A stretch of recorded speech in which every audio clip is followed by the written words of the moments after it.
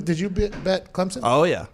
Fools! Before the game, I was dynasty over dynasty. Destiny. You didn't think that? Oh, you were dynasty over destiny, and then instead you were destiny over dynasty. I hammered. I mean, the day it came out, me and Ty Schmidt saw the line. It was at 5.5. It actually dropped. I thought it was going to go up. I hammered LSU very, very, very hard, and I completely forgot about that bet until I saw Joe Burrow wincing going into the locker room, and I was like, "Wait, let me go check this real quick." I couldn't get in here, and I'm like, "That was a big bet I placed on them," and I immediately regretted it. But I do believe that touchdown, that you can't wipe that off the board. Yeah, I mean, I was an idiot for thinking a team that won 29 straight games and back-to-back potential national champions was going to keep it close. I will say this: you bet on Clemson for next year. Yeah. Oh, big time. Trevor Lawrence.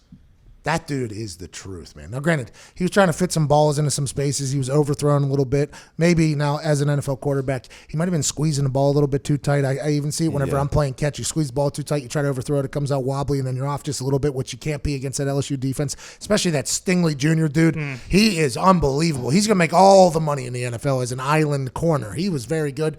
But Trevor Lawrence handled that press conference after the game perfectly.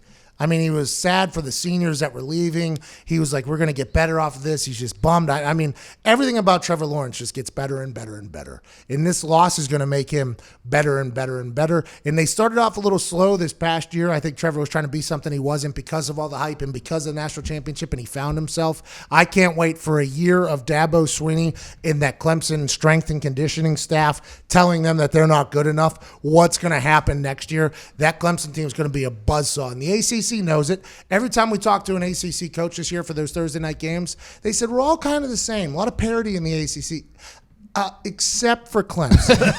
And now they got a point to prove. Now you got them pissed off. I'm excited to see Trevor Lawrence pissed off. Yeah, they might win every game by like 50 next year. And they had the number 1 recruiting class, so that doesn't hurt. He might throw 80 touchdowns next And they have Trevor Lawrence. That is a Trevor Lawrence who now has something to prove.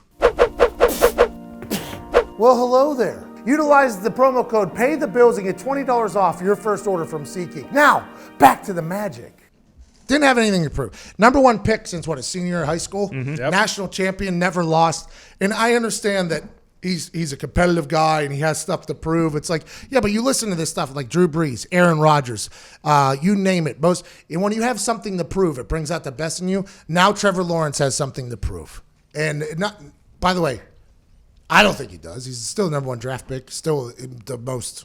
I can't wait to see him in the NFL systems. I can't wait to see all that stuff. But now in his mind, I think he probably has something to prove. And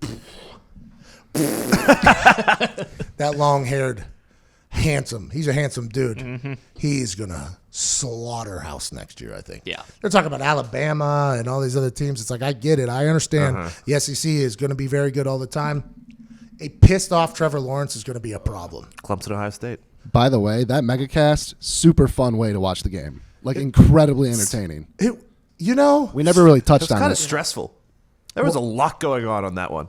On yours one, because, like, it just seemed like there was so much action. And I don't know, because I didn't watch the normal one. Yeah. I don't know if I would have watched the normal one, if it would have seemed like the game was moving that fast or not. But you guys just sprinting up and down the sideline. Just like gives it another. It was like watching Cops. Well, Steve and I stopped. First half. Steve First Levy quarter. and I had a very good agreement, and we had a very good first quarter. We weren't allowed to do anything. They were kicking us off of everything. Like, we're getting yelled at by photographers. And Steve Levy was like, "No, I was on the field last year." Like, during the break, they're like, "Well, this year there's different rules because of whatever happened." And he's like, "Oh, unbelievable," or whatever. So we had to abide by the rules. So we did have to sprint to get a good spot in the first half. That second half, though, me and Steve were basically in the end zone the entire time. Me and Steve Levy were just chilling there in the end zone. Like, this is awesome. I loved it. I had a blast. Now, granted, I think there should have been a little bit more full screen football and then back to us in full screen football, but I'm not the director or the producer, or if they're even allowed to do that. Watching it back, I watch it back. But man, I had a blast. I was very lucky to be a part of that. And I think they picked a good crew too. Oh, yeah. Me, Dan, Steve, and Adam, that's a good crew to have in there. I think we had a blast.